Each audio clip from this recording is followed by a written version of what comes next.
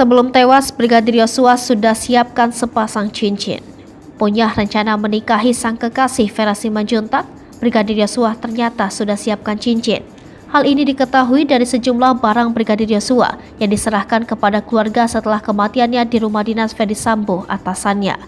Sebelumnya, Vera Simanjuntak, kekasih Brigadir Yosua, mengatakan jika keduanya akan menikah 7 bulan lagi. Vera Simanjuntak mengaku tidak pernah mendapat perlakuan ataupun ucapan yang kasar dari almarhum Brigadir Yosua. Hal tersebut membuat Vera Simanjuntak rela menanti hingga 8 tahun untuk melangkah ke jenjang yang lebih serius. Di mata Vera, Yosua merupakan sosok yang baik dan penyayang. Terkait rencana pernikahan itu, rupanya Brigadir Yosua sudah menyiapkan cincin untuk kekasihnya.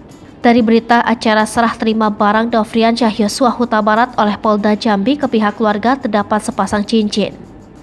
Selain cincin, juga diserahkan uang tunai 100 juta rupiah, 5 kardus yang dilakban, 1 koper warna hitam, dan 1 box plastik.